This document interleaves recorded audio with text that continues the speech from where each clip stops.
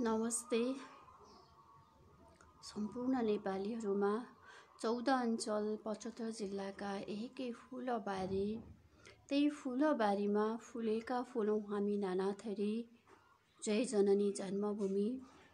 कस्तो हुनुहुन्छ, जहाँ हुनुहुन्छ, स्वस्थ हुनुहुन्छ होला, राम्रै हुनुहुन्छ होला भन्ने आशा र कामना गर्दछु। सन्चै त के छौं होला र है।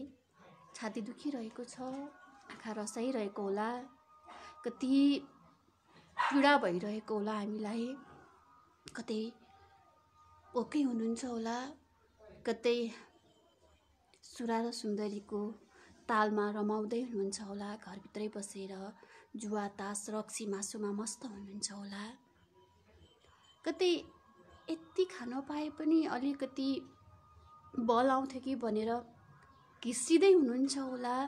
ओहो त्यो डाँडो आइपुगेछ, ओहो मेरो घर आइपुग्यो, अब आइपुग्यो, अब त भोलि बिहानसम्म त त्यो डाँडाबारी म पक्कै पुग्छु, मेरो घर आइपुग्यो, अब बाँचियो, अब खान पाइयो, पेटभरि खान्छु घर पुगेपछि खोले पकाएर भन्दै हुनुहुन्छ होला होइन।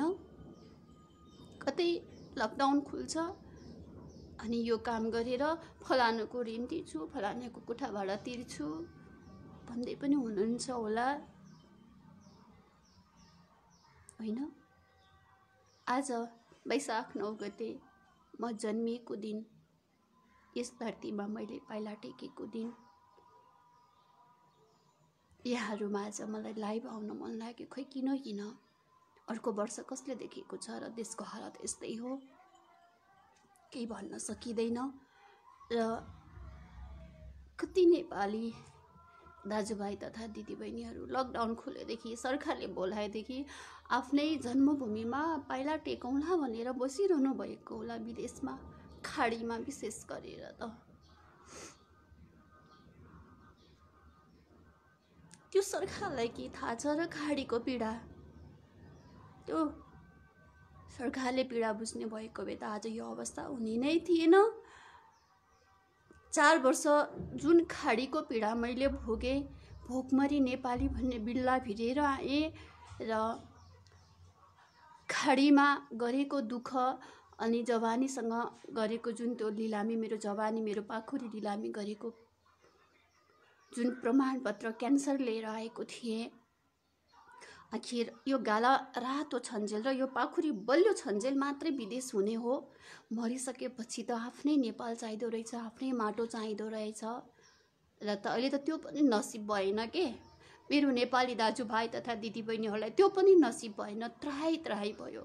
कहिले सरकारले बोलाउँछ र आफ्नो मातृभूमिमा पाइला टेकौँला भनेर बसिरहनु भएको छ।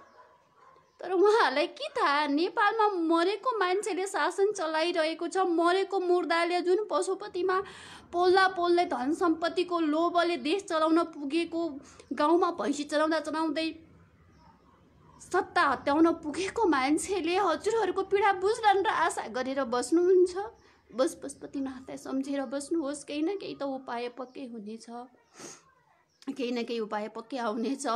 श्री पशुपतिनाथले देख्नु भएको छ नि त, त्यो सरकार, त्यो मरेको मुर्दा सरकारले नदेखे पनि पशुपतिनाथले त देख्नु भएको छ। हामी उहाँकै सन्तान हौ, उहाँकै सृष्टि, यो विश्व नै उहाँकै हो, उहाँले देख्नु भएको होला। मैले तीन दिनै कामना गरेर बसेको छु कि मेरो विदेशैका मेरा दाजुभाइ तथा दिदीबहिनीहरूलाई आफ्नो मातृभूमिमा छिटोभन्दा छिटो वापस बोलाउने केही एउटा नयाँ जन्तु जन्मिउन् भनेर प्रार्थना गरिरहेको छु। विदेशका दाजुभाइ तथा दिदीबहिनीहरूसँग कुरा गर्दाखेरि यस्तो भन्नुहुन्छ कि पीडा भएर आउँछ। उहाँहरू भन्नुहुन्छ 2-3 महिनादेखि तलब दिएको छैन, यहाँ गाह्रो छ, सरकारले बोलाउँदैन भन्दाखेरि छाती फुटेर आउँछ। उहाँहरूलाई के थाहा सरकारले यहाँ कति विधि गरिरहेको छ भनेर। सरकारलाई पार्टी फुट्ने हतार छ, पार्टी बनाउने हतार छ, कसैलाई सत्ता हटाउने हतार छ, कसैलाई बढुवा गर्ने हतार छ। यहाँ भोटबाजी चलिरहेको छ अहिले नेपालमा भन्ने कुरा उहाँहरूलाई के थाहा? बढुवा पोस्ट बढाउने धोको छ अहिले, भ्रष्टाचार गर्ने लडाई भएको छ अहिले। एउटा मरेको सिनौलाई गिद्धले आएर लुछे चाहिँ जुन कोरोना भाइरसमा जम्मा भएका रकमहरू लुच्ने हतारो छ नेता कार्यकर्ताहरूलाई। हामीलाई हेर्ने फुर्सद त छैन, हामी आफैले गरे मात्रै हो। त्यसैले अहिले राष्ट्रको हालत सबैलाई थाहा छ, सबै नेपालीहरू अज्ञानी हुनुहुन्न, भर्खर जन्मेको बच्चालाई समेत थाहा छ कि अहिलेको अवस्था यो राष्ट्रको। त्यसैले गर्दाखेरि अब पनि हुन त के भन्ने र, त्यो अवस्था हामी आफैले स्वयंले निम्ताएको हो। हामी रक्सी मासु पैसामा बिक्यौँ, आफ्नोपनमा बिक्यौँ, आफ्नोपनको आफ्नो पार्टीमा बिक्यौँ, राम्रो पार्टीमा बिकेनौँ कि आफ्नो पार्टीमा बिक्यौँ। आज त्यही बिक्नाले आज यो अवस्था आइरहेको छ। विश्व रोइरहेको छ, विश्वभर फैलिएका मेरा नेपाली दाजुभाइहरू कहिले सरकारले बोलाउला र आम्ला भनेर बस्नु भएको छ। उहाँहरूको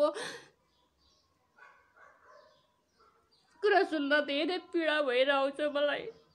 हे सरकार, बिन्ती गर्छु, यस्तो अवस्थामा त यस्तो खेल नखेल। मेरो सोझो नेपाली जनताहरूमाथि खेलबाड नगर, उनीहरूको भावनाप्रति यति धेरै अन्याय नगर। हे सरकार, तिमीले अवस्था हेरेर भ्रष्टाचार गर्दैन, अवस्था हेरेर बढुवा गर्दैन। तिमीलाई नगर कसले भनेको छ? तिमीलाई छेक्न कुन चाहिँ जनता आएको छ? को आएको छ तिमीलाई छेक्न भन्न त सरकार? को आयो तिमीलाई भ्रष्टाचार नगर भन्न? कसैले भनेका छन्? सामाजिक सञ्जालमा कुर्लेर त तिमीले सुन्ने होइनौ क्यारे? हुन त तिमी पनि कठपुतली हौ, रिमोटद्वारा चलिएको कठपुतली हौ तिमी। हे रिमोटद्वारा चलिएका कठपुतली, यति हृदय छ भने कमसे कम यस्तो अवस्थामा कसरी देश चलाउनु पर्छ भनेर त बुझ। यदि बुझ्दैनौ भने जसले चलाएको देश उसैलाई वापस गरेर किन लुछाचुडी गर्छौ? नेपाल मरेको सिनो हो र? तिमीहरू एक आपसमा लुछाचुडी गरेर कसले राज्य चलाउने भनेर? तिमीहरूको बाउको राज्य हो, तिमीहरूको पुर्खाले चलाएको राज्य हो यो। तिमीहरूको पुर्खाले चलाएको राज्य त होइन नि। तिमीहरूको पुर्खाले चलाएको ठाउँमा गएर कोदाली खन न बरु। कोदाली खन्ने मान्छेले, बेडा बाख्रा चलाउने मान्छेले राज्य चलाउनु सक्दैन। त्यसैले आज मेरो नेपालीहरूले दुःख पाइरहेका छन्, हामीले दुःख पाइरहेका छौँ। जाऊ न, आफ्नो आफ्नो गाउँ फर्केर जाऊ। जसको राज्य उसलाई सुम्पिदेऊ न।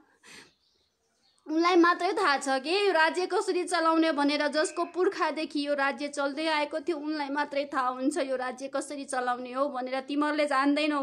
तिमीहरूले त हाम्रो लासमाथि कुल्चेर सत्ता हत्याउन मात्रै जानेका छौ। हाम्रो भावनालाई कुल्चिन्छौ, हाम्रो लासको व्यापार गर्छौ, हाम्रो आँसुको व्यापार गर्छौ, खाडीमा मेरा दाजुभाइ दिदीबहिनीलाई लिलामी गर्छौ। तिमीहरूको आफ्नो छ भने युरोप कन्ट्रीमा एउटा बहानाले प्लेन पठाउँछौ, मान्छे बोलाउँछौ। हे देशका विभिन्न ठाउँमा बसेका राजदूत हो, तिमीहरू राजदूत हो कि रावण हो? अलिकति ध्यान देऊ न त्यहाँका नेपालीहरूलाई, मेरा नेपाली दाजुभाइ तथा दिदीबहिनीहरूलाई। के को लागि राजदूत बनेका तिमीहरू? डलर हत्याउनको लागि राजदूत बनेका? देशका अस्तित्व हत्याउनको लागि राजदूत बनेका हो तिमीहरू? त्यतिले पुग्दैन तिमीहरूलाई। यस्तो अवस्थामा पनि तिमीहरूलाई सद्बुद्धि किन आउँदैन? किन? तिमीहरू विदेशमै जन्मेका हो, नेपाली होइनौ तिमीहरू। अलिकति नेपालीपन लिएर आऊ न, अलिकति नेपालीपन लिएर आऊ। हेर आज ठाउँ ठाउँमा नेपाली दाजुभाइहरूले, स्वयंसेवकहरूले खानेकुरा बाँडिरहनु भएको छ। हे सरकार, तिमीले 80 करोडको कसरी बाँड्यौ? कहाँ बाँड्यौ 80 करोडको राहत? तिमीलाई लाज छैन, शरम छैन तिमीलाई? तिम्रा दलालहरूले जे भन्यो तिमी त्यही भनेर बस्ने, तिमीलाई शरम हुँदैन अलिकति?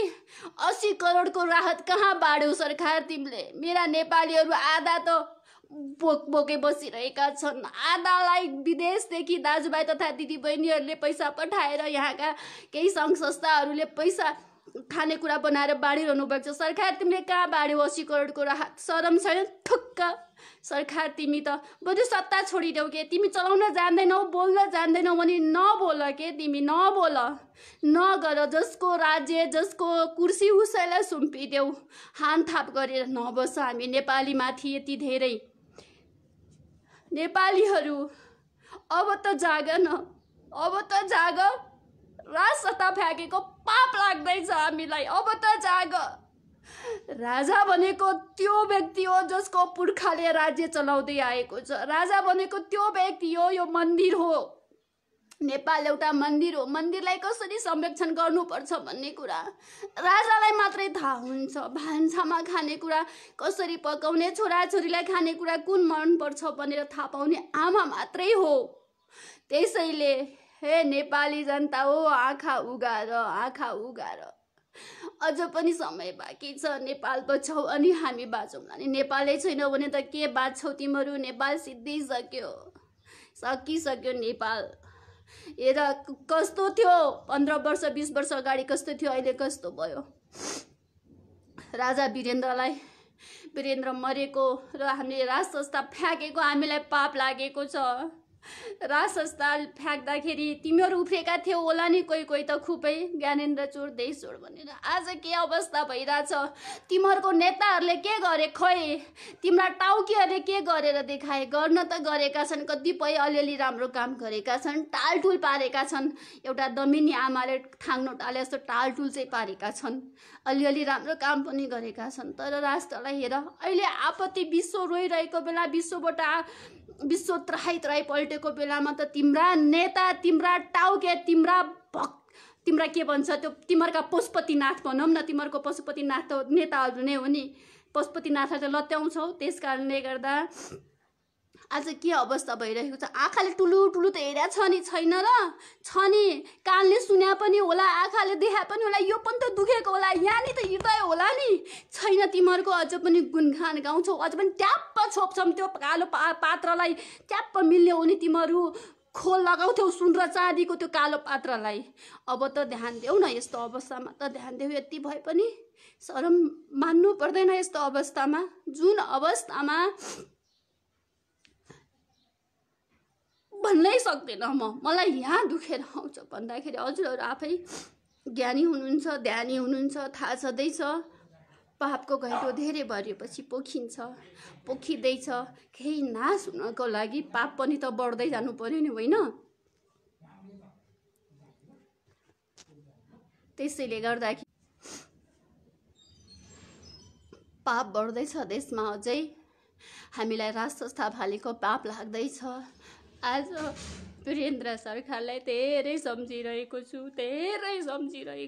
3 दिनै पुकार गरेको छु। जहिलेदेखि वीरेन्द्र सरकारले छोडेर जानुभयो त्यहिलेदेखि दिनकै मैले पुकार गरेको छु, हे सरकार हजुरको पुनर्जन्म होस् भनेर। किनकि यो देशमा राज संस्थाको अति आवश्यकता छ।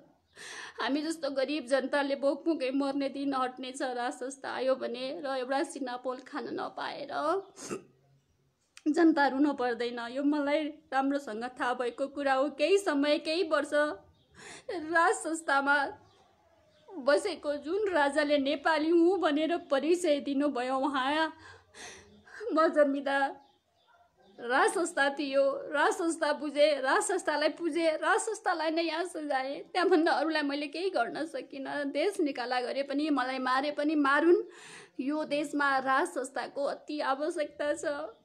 हे ज्ञानेन्द्र सरकार, मेरो पुकार सुनिदिनुहोस् सरकार।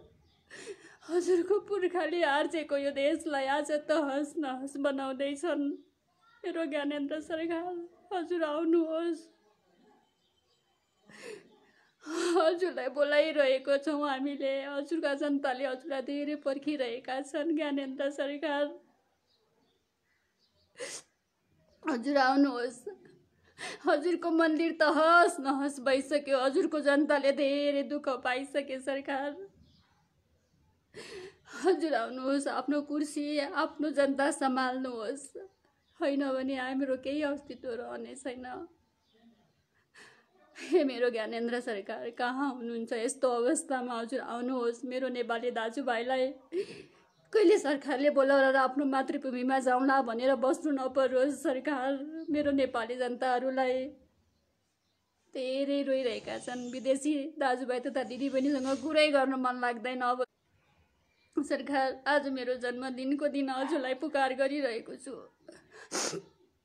मेरो एउटै दोको छ, आर्जे घाटमा जल्नुभन्दा पहिले विदेशी बुटले बजारिनुभन्दा पहिले मलाई हार्सेघाटमा चल्नु छ। म मर्नुभन्दा पहिले हजुर राजगद्दीमा बसेको हेर्नु छ सरकार। यो मन्दिरमा हजुरको आवश्यकता छ। यो विदेशी गोठालाहरूलाई धपाउनुहोस् सरकार, हजुर आउनुहोस्, बस यति भन्छु। हे नेता कार्यकर्ता हो, ध्यान देऊ, यो माटोमा अलिकति लाज राख, यति शरम मान, यति शरम मान। चण्डीको देश हो, पछुताउनु नपर्ला। जसले तिमीहरूलाई चलाइरहेको छ नि, तिमीहरूले पनि ध्यान राख। जुन दलालहरूले चलाइराखेको छ नि, जुन दलालको हातमा रिमोट छ नि, तिमीहरूले पनि ध्यान राख। सर्वनाश हुनेछ तिमीहरूको, सर्वनाश हुनेछ, सर्वनाश हुनेछ तिमीहरूको। यो राष्ट्र, यो नेपालीहरूमाथि धेरै अत्याचार गरेका छौ, अत्याचारको सीमा नागिसकेको छ। त्यसैले सम्पूर्ण नेपाली दाजुभाइ तथा दिदीबहिनीहरूले जस्तो सक्नुहुन्छ त्यस्तै सहयोग गर्नुहोला। आफ्नो घर वरिपरि, आफ्नो छिमेकी, आफ्नो टोलवासीहरूले जस्तो सक्नुहुन्छ त्यस्तै नसक्नेलाई हेर्नुहोला। अब सरकार त छैन, मरिसकेको छ। हाम्रो नेपालको सरकार मरेको मुर्दा बस्या छ, उसले सबैलाई मुर्दै मुर्दा देखेको छ। त्यसैले यति धेरै खेलबाड गरिरहेको छ। त्यसैले सकेको सहयोग गर्नुहोला। कसैलाई भोकै मर्नु नपरोस्, त्यही कामना गर्छु। सबैजना मिल्यो भने यो अवस्थालाई अलिकति सहज तरिकाले लैजान सकिन्छ भन्ने आशा गर्दछु। सम्पूर्ण नेपाली तथा नेपाली दाजुभाइ दिदीबहिनीहरूलाई मेरो कोटी कोटी नमन गर्दछु। आज यो आएर बौलाई भनेर नभन्नु होला। हुन त नेताका कार्यकर्ताहरूलाई कति रिस उठ्दो होला मसँग, कति कोपर्न मन लाग्दो होला। हजुरलाई रिस उठेको छ भने आएर मलाई पिट्नु होला, काट्नु होला, लुच्नु होला, मलाई केही पनि फरक पर्दैन। मरिसकेको छु म पनि, किनभने यस्तो अवस्थामा बाँच्नुभन्दा मर्नु नै जाति छ। आत्मा त मरिसकेको छ, शरीर मात्रै जिउँदै हो मेरो। जुन दिन मेरो राजा वीरेन्द्रको सपरिवारले यो संसार छोडेर जानुभयो, त्यही दिनदेखि म पनि मरिसकेको छु। मेरो शरीर मात्रै चल्दैछ। आशा गर्दछु, कामना गर्दछु यी दलालहरूको बीचबाट छिट्टै यो पनि मुक्ति पाउनेछु। मलाई यो दलालहरूको बीचमा, यो चिहान दानवको बीचमा बसेर रमाउनु पनि छैन, मलाई जिउनु पनि छैन। न केही गर्न सक्छु, खालि बोल्छु मात्रै सामाजिक सञ्जालमा। कसैलाई केही गर्न सकेको छैन। यस्तो अवस्थामा आएर आउनुहोस् न, एकजना आपत परेछ, खाना खानुहोस् भन्न मैले सकेको छैन। म नै त्यही अवस्थाको छु। धन हुनेलाई मन हुनेलाई धन, यस तरिकाले चल्नुपर्ने रहेछ। मेरो मन छ, धन छैन। धन हुनेहरूसँग मन छैन। त्यसैले हे काठमाडौँका वासी हो, काठमाडौँमा आपत र विपदमा परेका हामी सबै नेपालीहरू एकै हौँ भनेर आपद विपदमा परेकालाई सहयोग गर्नुहोस्। हामीलाई पैसाले आर्जेघाट लाँदैन। आर्जेघाट लान र कात्रोमा बेरेर बाँसमा बाँधेर लान त मान्छे नै चाहिन्छ। यति ध्यान राखौँ है हामीले। पशुपति घाटसम्म पुग्नलाई मान्छेले एकै सहायता चाहिन्छ, पैसाको बिटोले लाँदैन। त्यसैले सबैले सकेको सहयोग गरौँ, यो आपत्ति र विपत्तिबाट मुक्ति पाऊँ।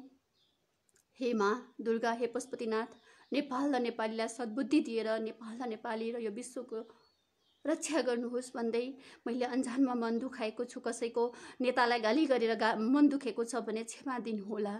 हजुरहरूको भगवानलाई गाली गरेको छु मैले। हजुरहरूको लागि त भगवान हो। नेताहरूले आची गरेको पनि चन्दन सम्झेर लगाउनुहुन्छ तपाईहरू त, होइन? नत्र भने यो अवस्था हुने थिएन। जुन बेलामा मासु रक्सीमा बिक्नु भयो त्यो बेलामा सम्झिनु पर्ने थियो। अब पनि मासु र रक्सीमा बिक्नुहोस् है।